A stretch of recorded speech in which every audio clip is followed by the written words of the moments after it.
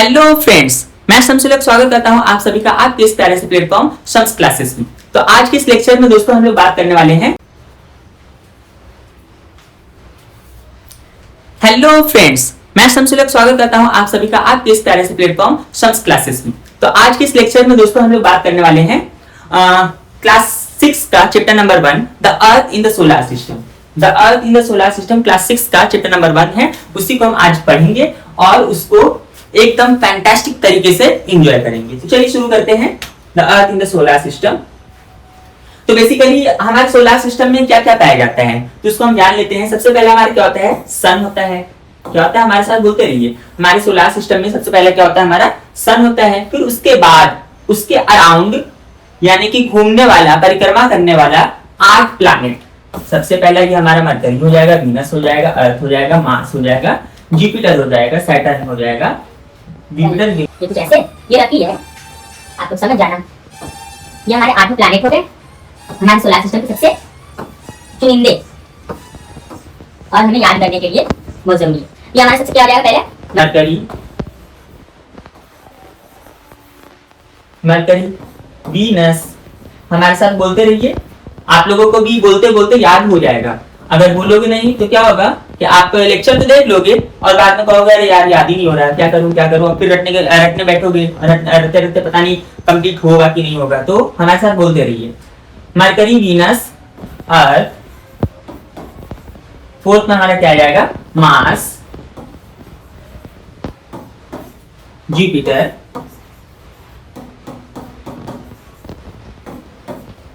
Saturn,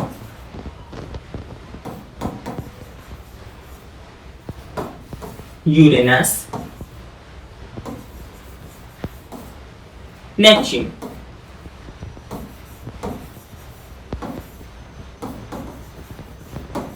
ये हमारे 8 planet हो गए। यानी कि हमारा सन हो गया, सन के अराउंड यानी सन को परिक्रमा करने वाले जितने भी प्लैनेट है वो हमारे क्या हो गए, सोलर सिस्टम के पार्ट हो गए। तो अब इसको ही हम डीप में समझेंगे कि क्या क्या होते हैं। तो चलिए देखते हैं। आई होप आप लोगों ने इसका स्क्रीनशॉट ले लिया होगा या तो फिर नोट इट डाउन कर दो। मैं थोड़ा सा हट जाता हूँ, नोट इट डाउन कर दो। चलिए ठीक है। तो आगे हमारा क्या है, सेलेस्टियल बॉडीज एंड स्टार्स। यानी कि हमारे सोलर सिस्टम में क्या होता है, हमारे पूरे यूनिवर्स में क्या होता है, बहुत सारे सेलेस्टियल बॉडीज हैं। लाइक हमने सबसे पहले देखा सन हो गया हमारा, उसके आसपास जितने भी प्लैनेट है जिसके पास अपना सेल्फ लाइट रोशनी नहीं होता है तो उसको हम क्या बोलते हैं, प्लैनेट बोलते हैं। तो प्लैनेट हो गए, मून हो गए, वो सारे क्या हो गए, वो सेलेस्टियल बॉडीज में ही आते हैं, लेकिन उसके पास खुद का कोई रोशनी का कोई सोर्स नहीं होता। तो सबसे पहले हम लोगों ने देख लिया है कि 8 प्लैनेट हो गया, हमारा सन हो गया। उसके अलावा क्या क्या होते हैं, स्टार्स होते हैं और बहुत सारे मेटियोरॉइड्स होते हैं और एस्ट्रॉइड्स होते हैं। वो क्या होते हैं, वो सब वो बड़े बड़े पत्थर होते हैं। बड़े पत्थर, छोटे पत्थर को क्या बोलेंगे, मेटियोरॉइड्स बोलेंगे और बड़े पत्थर को एस्ट्रॉइड्स बोलेंगे। ठीक है, एस्ट्रॉइड बेल्ट के बारे में अभी मैं आगे बताऊंगा। तो celestial bodies and stars. Celestial bodies are object shining in the night sky including the sun, moon, stars and planets are celestial bodies। मैं पेन का कलर चेंज कर लेता हूं ताकि आपको सही समझ में आए। Are called celestial bodies। यानी कि क्या क्या हो गया, हमारा सन हो गया, मून हो गया, स्टार्स हो गया, प्लैनेट्स हो गया एंड सेलेस्टियल बॉडीज। यानी कि उसके अलावा जितने भी एस्ट्रॉइड, मेटेरोइड्स, जितने भी पत्थर वगैरह पाए जाते हैं हमारे यूनिवर्स में, वो सारे क्या होंगे, सेलेस्टियल बॉडीज में आएंगे। और एक और कॉन्सेप्ट मैं आप लोगों को बता दूं, ये जो मून होता है ना, ये मून हमारा नेचुरल सैटेलाइट है। क्या है दोस्तों, नेचुरल सैटेलाइट। नेचुरल सैटेलाइट हो गया क्या, हमारा मून हमारा नेचुरल सैटेलाइट है। और जो सैटेलाइट हम लॉन्च करते हैं, यानी कि हम इंडिया से लॉन्च करें, नासा से लॉन्च करें, कहीं से भी दुनिया से कोई भी सैटेलाइट जो लॉन्च होता है, जो हमें वेदर का फोरकास्ट दिखाता है या फिर हमारा मौसम क्या होने वाला है, कैसा चेंज होगा, क्लाइमेट चेंज के बारे में बताता है, वो सारे सैटेलाइट्स जो होते हैं वो आर्टिफिशियल होते हैं। तो नेचुरली जो हमें प्राप्त है वो मून है और वो मून हमारे अर्थ के पास सिर्फ एक ही है। और उसके अलावा क्या होगा, stars, huge celestial bodies made of hot gases and generate their own heat and light. For example हमारे सबसे करीब जो हमें रोज रोशनी देता है, रोज हमें जगाता है और हमें रोज आगे बढ़ने की प्रेरणा देता है, कौन, सन हमारा क्या है, एक स्टार है जो कि हमारे पृथ्वी के सबसे करीब में पाया जाता है। और जो स्टार्स जो हमें रात में छोटे छोटे जो दिखाई देते हैं, वो छोटे छोटे स्टार्स क्या होते हैं, वो भी स्टार्स होते हैं, लेकिन इतने दूर होते हैं जिसकी वजह से उसकी रोशनी और उसका गर्मी हमारे पास नहीं पहुंच पाते हैं। तो वैसे ही सन भी है एक स्टार जो हमारे पृथ्वी के सबसे करीब है, जिसकी वजह से हम उजाला पाते हैं। तो patterns formed by the various groups of stars. Constellations, constellation क्या होगा? कॉन्स्टेलेशन ये मतलब क्लासिक्स के एग्जाम वगैरह में बहुत ज्यादा पूछे जाने वाला ये क्वेश्चन है। Constellation, what is constellation? तो कॉन्स्टेलेशन कुछ भी नहीं है दोस्तों। कॉन्स्टेलेशन उसे कहा जाता है जैसे फॉर्मेशन ऑफ स्टार्स, यानी सप्तऋषि। सप्तऋषि के बारे में मैंने बताया होगा। ये सप्तऋषि जो होता है ना, सप्तऋषि 7 स्टार्स,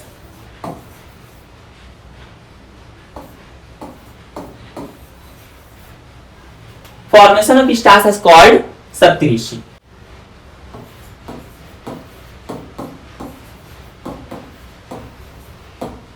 आई होप आप लोगों को कॉन्स्टेलेशन के बारे में ये कॉन्सेप्ट क्लियर हो गया होगा।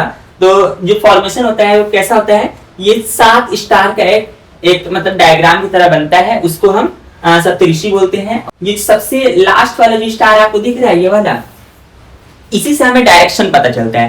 पहले के जमाने में होता क्या था कि हमारे पास कोई स्मार्टफोन नहीं होते थे, इंटरनेट नहीं होता था, और कोई ऐसा गैजेट नहीं होता था जिसके हम पता कर सके कि हमारा डायरेक्शन क्या है। तो रात में मतलब नाविक लोग जो समुद्र में जाकर के बहुत लंबी लंबी जो सफर करते थे, वो लोग करते क्या थे, वो इसी तारों की मदद से अपना डायरेक्शन डिसाइड करते थे और सही डायरेक्शन में पहुंच करके अपने मंजिल तक पहुंचते थे। तो ये जो हमारा स्टार है, इसी स्टार से हमें पता चलता है कि ये उत्तर की दिशा है। कौन सी दिशा है दोस्तों? नॉर्थ पोल है, उत्तरी दिशा है ना। तो इस स्टार से हमें किसकी डायरेक्शन पता चलती है? नॉर्थ पोल की। और नेचुरली जब हम ऊपर से जाकर के देखें अपने सोलर सिस्टम में, तो यही स्टार जो ऐसे हम पृथ्वी से हमारी इमेज लिया गया है, वही ऊपर से लेने पर कुछ ऐसा दिखता है। यानी कि देखो पूरा 7 स्टार है कि नहीं है, 1 2 3 4 हो गया, 1 2 3। ये मतलब कि इसका डायग्राम जो है कुछ ऐसे है और इसको ऐसे पलट करके दिखाया गया है। ये सप्तऋषि कुछ ऐसा होता है, इसी से हमें पता चलता है नॉर्थ पोल का। ठीक है, आई होप आप लोगों को ये कॉन्सेप्ट समझ में आया होगा।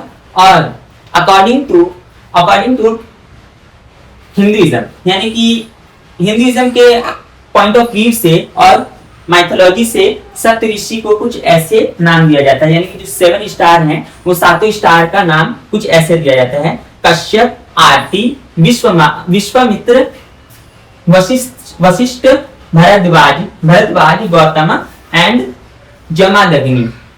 तो ये कुछ ऐसे ये नाम है, और इसी के बारे में, सप्तऋषि के बारे में हिंदुइज्म का एक कॉन्सेप्ट है। तो आप लोगों को ये कॉन्सेप्ट कैसा लगा, ये कमेंट बॉक्स में जरूर बताएं। और अगर इसके बारे में और डीपली जानना है सप्तऋषि के बारे में, तो मुझे कमेंट करके जरूर बताइए। सप्तऋषि यानी कि जो ये ऋषि है ना, ये ऋषि बेसिकली ये हिंदुइज्म में ब्राह्मण जो होते हैं, ब्रह्मिज्म को प्रेजेंट करते हैं, जो कि बहुत सुप्रीम माने जाते हैं। तो सुप्रीम लीडर नहीं बोलेंगे इनको, यानी कि ये भगवान है। तो सुप्रीम भगवान को सप्तऋषि बोला गया, जो कि ब्रह्मिज्म से आते हैं। ठीक है, सोलर सिस्टम में हमारा ये कुछ ऐसा ये मतलब कि डायग्राम ये मैंने दिखाया है आप लोगों को। सबसे पहले हमारा क्या होगा, मरकरी होगा, फिर वीनस होगा, फिर अर्थ होगा, फिर मार्स होगा, फिर जुपिटर होगा, सैटर्न, यूरेनस एंड नेपच्यून। ठीक है, तो ये आप लोगों को डायग्राम से भी समझ में आएगा। आगे देखते हैं 4 components of solar system. 4 components में यानी कि जो सबसे पहला मैंने डायग्राम बना करके आप लोगों को बताया था, उसी को यहाँ पे रिप्रेजेंट कर रहे हैं। कैसे? एक मतलब की इमेज के द्वारा। तो इमेज के द्वारा 4 कंपोनेंट्स में हमारे क्या क्या आ जाएंगे, वही जो सबसे पहले मैंने सोलर सिस्टम में बताया था, सन और उसके अराउंड रिवॉल्व करने वाले 8 प्लैनेट, वही हमारे 4 कंपोनेंट्स होते हैं। उसके अलावा जितने भी हमारे सोलर सिस्टम में हो गया, यूनिवर्स में हो गया, कुछ भी पाया जाता है, उसको सेलेस्टियल बॉडीज बोलते हैं। तो 4 कंपोनेंट्स में हमारा क्या हो जाएगा, सन हो जाएगा, located at the centre of the solar system. मतलब कि सोलर सिस्टम के एकदम सेंटर में पाया जाता है क्या, sun, made up of extremely hot gases, provides the pulling force, gravity that binds the solar system. बहुत एक्सट्रीम लेवल का पुलिंग ग्रेविटी पाया जाता है और ultimate source of heat light for the solar system, यानी कि पूरा पूरा हमारे सोलर सिस्टम का अल्टीमेट एक ही ये है सन, जो कि हमें लाइट का एक सोर्स है। अगर सन हमारे सोलर सिस्टम में ना होता तो यहाँ पे जीवन संभव नहीं होता। तो सन हमारा ये मतलब कि बहुत ही इंपॉर्टेंट हो जाता है हमारे सोलर सिस्टम के लिए। और आगे देखते हैं, सेलेस्टियल बॉडीज में do not have their on heat और लाइट, दे रिफ्लेक्ट सनलाइट, यानी कि जो हमारे अदर सेलेस्टियल बॉडीज में आते हैं, सन के अलावा जितने भी 8 प्लैनेट आते हैं, उनके पास अपना कोई रोशनी नहीं होता, उसका कोई अपना हीट नहीं होता, उसका कोई अपना लाइट नहीं होता। तो वो किससे रिफ्लेक्ट लेते हैं और किससे हमें नजर आते हैं? तो वो सन के लाइट को रिफ्लेक्ट करते हैं, जिसकी वजह से हमें वो दिखते हैं या फिर वो वहां से एनर्जी जनरेट करते हैं। जैसे कि अर्थ पर जो हमारा सन का लाइट ना आए, यानी कि सन की एनर्जी ना आए, तो क्या होगा? हमारे यहाँ पे जीवन संभव होगा? बिल्कुल नहीं होगा। क्यों? क्योंकि अदर प्लैनेट जो कि हमारे एस्टेरॉइड बेल्ट, ये हमारा क्या है? एस्टेरॉइड बेल्ट है दोस्तों, इसके बारे में अभी मैं समझाता हूँ। तो एस्टेरॉइड बेल्ट के बाद जितने भी प्लैनेट्स हैं, उन प्लैनेट्स पर बहुत अधिक मात्रा में ठंड पाया जाता है, और जिसकी वजह से वहां पर जीवन संभव नहीं है। और ये गैसियस प्लैनेट होते हैं और वहां पे ऐसे भी जीवन संभव नहीं हो पाएगा। तो ये सन से डिस्टेंस की वजह से बहुत ज्यादा ठंड होता है। और अगर सन से डिस्टेंस में अगर हमारा अर्थ भी होता, तो बाय द वे अगर हमारा अर्थ बहुत ज्यादा दूर होता सन से, तो यहाँ पर भी जीवन संभव नहीं हो पाता। तो थैंक टू गॉड कि हमारा सन से मतलब इतने प्रॉपर डिस्टेंस पर है, जिससे कि हमें सफिशिएंट अमाउंट में लाइट और एनर्जी वगैरह सन से प्राप्त होता रहता है। और क्या कहते हैं? सन हमारा देखते हैं move around the sun card orbits, यानी कि जो हमारे सन के अराउंड जो मूव करता है, इस पाथ को क्या बोलते हैं? इस पाथ को हम बोलते हैं ऑर्बिट। इस पाथ को हम क्या बोलते हैं दोस्तों? ऑर्बिट। सारे जितने भी प्लैनेट हैं वो अपने एक सही ऑर्बिट में ही मूव करते हैं, नहीं कि ऐसा नहीं कि हाँ ये इसका ये ऑर्बिट है तो इसको यहाँ से यहाँ चला जाए, यहाँ से वहां चला जाए। ऐसा ही एक प्लैनेट ने किया था, जिसको हम प्लूटो कहते हैं, यानी कि 9th हमारा प्लैनेट था। 9th प्लैनेट कौन सा था दोस्तों? प्लूटो। प्लूटो बहुत छोटा सा प्लैनेट था और सबसे लास्ट में पाया जाता था, मतलब पाया जाता है सॉरी, क्योंकि अभी भी वो एग्जिस्ट करता है, लेकिन उसको हम प्लैनेट की कैटेगरी से हटा दिए हैं। क्यों? क्योंकि वो अपना जो ऑर्बिट था ना, वो अपने ऑर्बिट को चेंज करके कभी नेपच्यून में चला जाता था, कभी यूरेनस में चला जाता था, कभी उधर चला जाता था, मतलब कि उसका कोई एक फिक्स्ड पाथ नहीं था, तो वो इधर उधर मूव करता रहता था। इसके लिए हम लोगों ने प्लैनेट की कैटेगरी से हटा दिया गया और उसको डार्क प्लैनेट के कैटेगरी में रख दिया गया। The order forms Sun, the Mercury, Venus, Earth, Mars, Jupiter, Saturn, Uranus, Neptune। इसको निमोनिक के तौर पर हम ऐसे याद कर सकते हैं, my very efficient mother just serve us nuts, यानी कि हम इस 8 प्लैनेट को इस निमोनिक के तौर पर हम ऐसे याद कर सकते हैं। जैसे कि हमारा माई से हो गया, my very efficient mother just serve us nuts, यानी कि माई से हमारा क्या हो जाएगा? मरकरी, ठीक, और वी से वीनस, ई से एफिशिएंट का, और हमारे साथ बोलते रहिए, एम से मास मदर, जस्ट से जुपिटर, एंड सर्व से सैटर्न, अस से यूरेनस, एंड नट्स से नेपच्यून। आई होप आपको ये सेंटेंस याद रहेगा। तो हमारा अर्थ जो है थर्ड नियरेस्ट प्लैनेट है ऑफ द सन, यानी कि सन से थर्ड नियरेस्ट प्लैनेट कौन सा? हमारा अर्थ है। और 5th सबसे लार्जेस्ट, यानी कि 5वें नंबर पर सबसे बड़ा प्लैनेट हमारा अर्थ है, ठीक है। The moon, the earth natural planet, satellite sorry. तो अर्थ का नेचुरल सैटेलाइट कौन है? मून है। और मून सारे के सारे प्लैनेट के पास किसी प्लैनेट पे पाया जाता है, किसी प्लैनेट के पास बहुत ज्यादा पाया जाता है, और हमारे अर्थ के पास सिर्फ एक ही मून है और उसको हम रोज देखते हैं। रोज का मतलब जब अमावस्या की रात आती है तो वो मतलब छिप जाता है, कुछ ऐसा हो जाता है, ठीक है, अमावस्या में लूनार फेज। तो लूनार फेज को कुछ ऐसे डायग्राम्स आप समझ सकते हैं। तो takes about 27 days to complete one revolution around the earth, and the exact same time to complete one rotation on its axis. 27 days में वो पृथ्वी का अराउंड रिवॉल्यूशन करता है और साथ अपने एक्सेस पे रोटेट भी कितने दिन में करता है, 27 डेज में। यानी उसका रिवॉल्यूशन और रोटेशन दोनों सेम है। इसकी वजह से हमें मून का सिर्फ एक ही पार्ट हमेशा दिखाई देता है। कभी कभी आपने वो गर्मी के दिनों में ऐसा देखा होगा और ऑब्जर्व किया होगा, मैंने तो किया है और आप लोग भी ऑब्जर्व करके देखना, तो वो और हमारे मतलब कि जो एंसेस्टर्स हैं वो ऐसा कहानी भी सुनाते हैं कि क्या होता है कि मून में एक ऐसा शेप बना होता है जो एक्चुअली तो बहुत बड़े बड़े गड्ढे होते हैं, तो उसको मतलब कि ऐसे एक्सप्रेस किया गया था और ऐसा बताया गया था हमारे एंसेस्टर्स के द्वारा कि वहां पे एक बहुत बड़ा पेड़ है और उस पेड़ पर एक दादी जो है उस पेड़ के डाल को काट रही है। ऐसा मुझे बताया गया था, ऐसा ऑब्जर्व करना तो वैसे मतलब कि वो ऐसा शेप दिखेगा आपको। तो ये मैंने ऐसे ही बता दिया है जो मैंने मतलब कि देखा था और मैंने सुना था। फेजेस ऑफ द मून, पूर्णिमा की रात जब आती है, जब अपन चांद जो है लगभग 12 से 14, 12 से 15वें दिन, चांद के 12 से 15वें दिन जो मून होता है जो अपने उरूज पे होता है, यानी बहुत बड़ा दिखता है और पूरा पूरा फुल आकार में होता है, उसको हम पूर्णिमा की रात कहते हैं, ठीक है।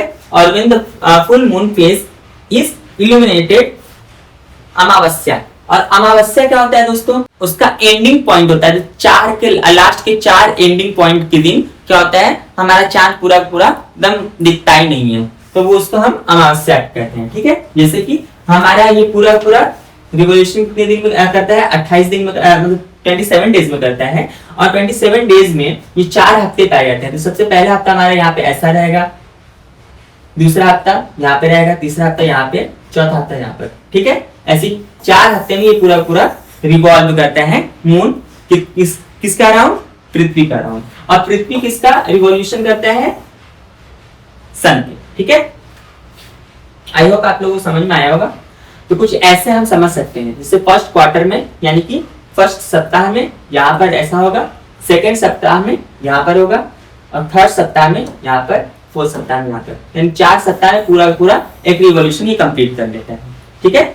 थर्ड फेज एंड न्यू, अब यहाँ से न्यू हो जाएगा, क्यों, क्योंकि अब यहाँ पे पूरा पूरा ये खत्म हो गया है, यानी कि पूरा पूरा ढक गया है, और ढकने के बाद अब यहाँ से नया चांद हमें नजर आता है। यानी कि एक्चुअल में होता क्या है दोस्तों, जब यहाँ पे होता है सूरज यहाँ पर है तो सूरज की प्रॉपर रोशनी यहाँ पे पूरा पहुंचती है। जब यहाँ पर होगा क्या होगा, सूरज की रोशनी यहीं पे पहुंची, और यहाँ पे पहुंचने के बाद ये वाला पार्ट जो है जो कि हमारे अर्थ से दिखता है वो ब्लैक दिखता है, क्यों, क्योंकि उस पर सूरज की रोशनी पहुंच ही नहीं रही, क्योंकि उसका अपना तो कोई रोशनी है नहीं, तो इसकी वजह से हमें वो चांद नहीं दिखता है, ठीक है। अब अदर सेलेस्टियल बॉडीज में क्या हो जाएंगे हमारे एस्ट्रॉइड्स, यानी कि the tiny rock bodies that moves around the sun. Teeny rock bodies moves around the sun. It is called asteroids. ठीक है? They are mostly found in the asteroid belt. Asteroid belt जिसके बारे में मैंने यहाँ पे बताया है दोस्तों, asteroid belt क्या होगा, ये सबसे पहले वाले देख लेते हैं। जैसे कि ये मरकरी, वीनस, अर्थ, मार्स, मार्स के बाद यहाँ पर हमारा क्या पाया जाता है, एस्ट्रॉइड बेल्ट पाया जाता है दोस्तों। क्या पाया जाता है, एस्ट्रॉइड बेल्ट। यहाँ पर बहुत जाइंट यानी बहुत बड़े बड़े पत्थर पाए जाते हैं जो कि इतने बड़े आकार में भी होते हैं, जो जैसे कि हमारा चांद हो गया, चांद के बराबर भी एस्ट्रॉइड पाए जाते हैं, और उससे छोटे बड़े बहुत सारे यहाँ पर एक मतलब कि एक दीवार की तरह काम करता है ये एस्ट्रॉइड बेल्ट। और इसी एस्ट्रॉइड बेल्ट के कारण ही हम सोलर सिस्टम में पाए जाने वाले प्लैनेट्स को 2 पार्ट में डिवाइड कर सकते हैं। एक इनर प्लैनेट, ये 4 प्लैनेट को कहेंगे, मरकरी, वीनस, अर्थ, मार्स को इनर प्लैनेट,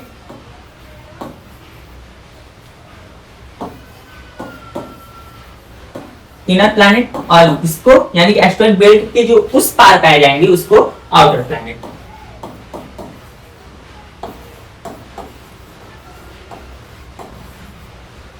और इनर प्लैनेट के बारे में एक और बात आप लोगों को ध्यान में रखना चाहिए, जो इनर प्लैनेट होते हैं वो मतलब कि बहुत ज्यादा वजन होते हैं और उसमें मतलब रॉक्स से बने होते हैं, और जो आउटर प्लैनेट्स होते हैं वो किससे बने होते हैं दोस्तों, गैसियस होते हैं। तो इसको लिख लीजिए, made of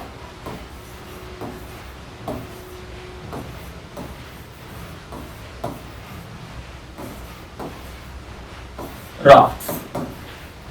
outer planets is made up of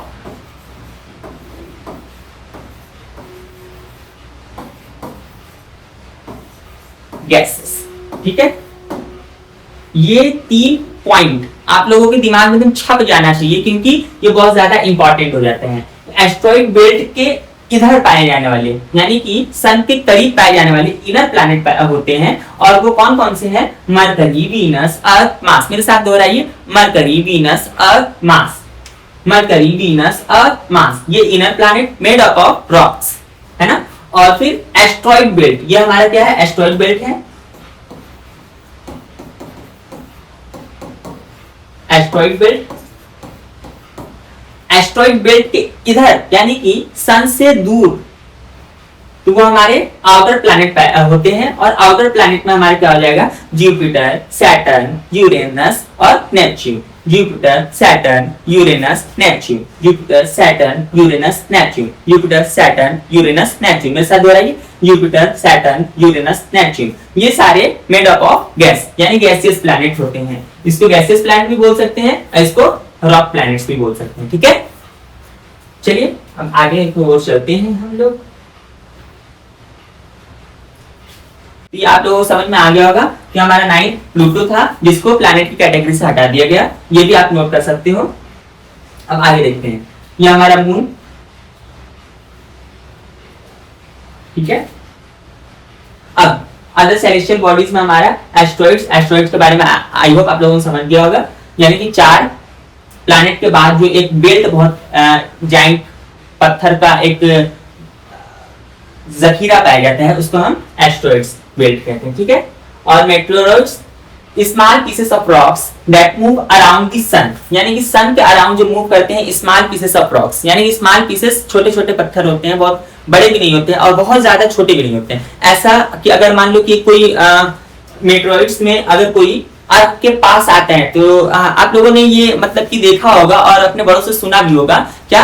ये टूटता हुआ तारा। एक्चुअल में टूटता हुआ तारा की कोई कॉन्सेप्ट ही नहीं है दोस्तों। टूटता हुआ तारा एक्चुअल में वही मेटेओरॉइड्स होते हैं।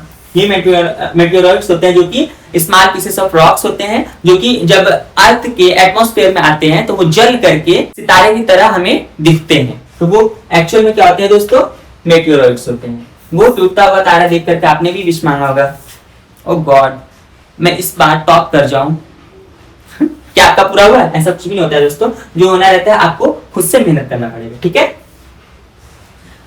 तब when they enter Earth's atmosphere, friction creates heat, making them flash and shooting stars. Shooting stars की तरह हमें दिखते हैं वो। Galaxy and universe. Galaxy, a massive system contains billions of stars, dust and gas clouds. Our solar system belongs to the Milky Way galaxy. आकाशगंगा। अब आकाशगंगा जो हमारा सोलर सिस्टम है, वो किस गैलेक्सी में पाया जाता है दोस्तों? वो मिल्की वे गैलेक्सी। उसी को हम आकाशगंगा भी बोलते हैं, और एक और नाम से जाना जाता है उसको, क्या? मंदाकिनी।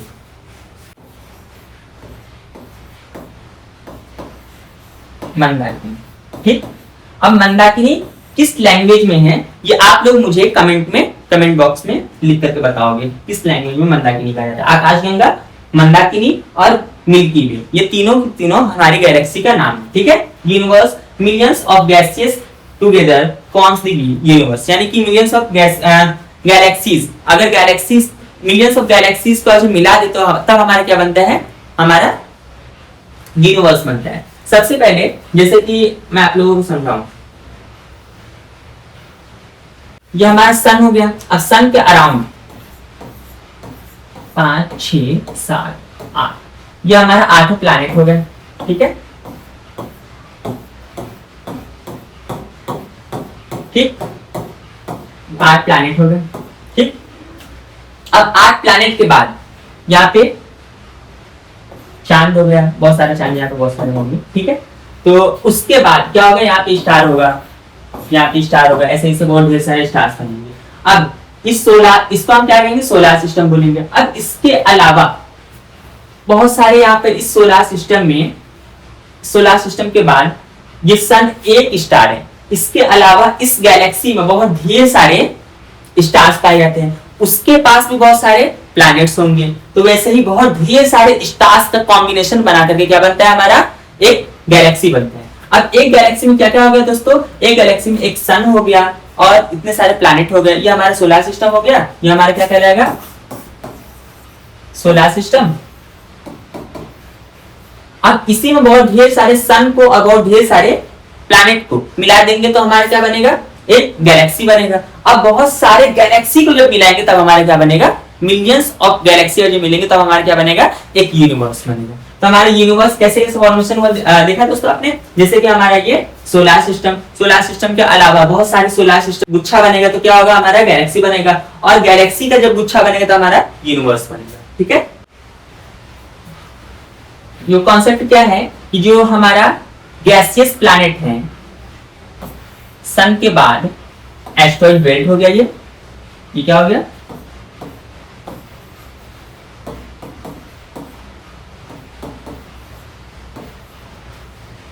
Asteroid belt. और इसके बाद जो प्लैनेट हैं 2 3 4, जुपिटर,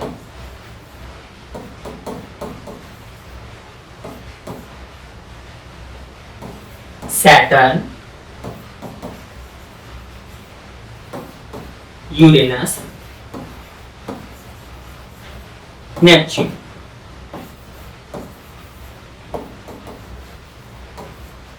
ये 4 प्लैनेट में ये जो 3 प्लैनेट है दोस्तों, इन तीनों प्लैनेट के पास क्या होता है, उसका एक रिंग होता है, गैसियस रिंग पाया जाता है इन तीनों प्लैनेट में। जबकि हमें ये बताया जाता है कि जुपिटर यानी कि ये सैटर्न है, सिर्फ सैटर्न के पास ही हमें रिंग का फॉर्मेशन दिखता है, और अदर 2 यानी जुपिटर और यूरेनस के पास जो रिंग होते हैं वो इनविजिबल हमें लगते हैं, लेकिन एक्चुअल में ये 3 प्लैनेट के पास, कितने, 3 प्लैनेट के पास वो गैसियस रिंग पाए जाते हैं, जो कि हम अगर ऐसे देखना चाहें तो ऐसे गर्मी की रातों में जब एक हाई क्वालिटी का टेलीस्कोप यूज करें तो इन गैसियस रिंग को देख सकते हैं। ऐसे भी यहाँ से यानी कि अर्थ से हम गैसियस रिंग को देखने के लिए हमें हाई क्वालिटी का टेलीस्कोप की जरूरत पड़ेगा। अगर आप लोगों में से कोई ऐसा अफोर्ड कर सकता है तो एक टेलीस्कोप हाई क्वालिटी का लीजिएगा और इसको देख करके मुझे कमेंट बॉक्स में जरूर बताइएगा। इमेजिन करो कि आप मार्स पे हो और मार्स पे जीवन संभव है और सारा मनुष्य वहां पे पहुंच चुका है, तब वहां पर क्या होगा कि हम आसमान में जब देखेंगे रात के वक्त तो मुझे एक चांद वहां दिखेगा, एक चांद वहां दिखेगा, यानी 2-2 चांद, और वाह कितना मजा आएगा दोस्तों। तो आज के इस लेक्चर को हम यहीं पे समाप्त करते हैं और मिलते हैं अगले लेक्चर में, इस पूरे चैप्टर को कंप्लीट करेंगे। ठीक है, तब तक के लिए bye bye and take care.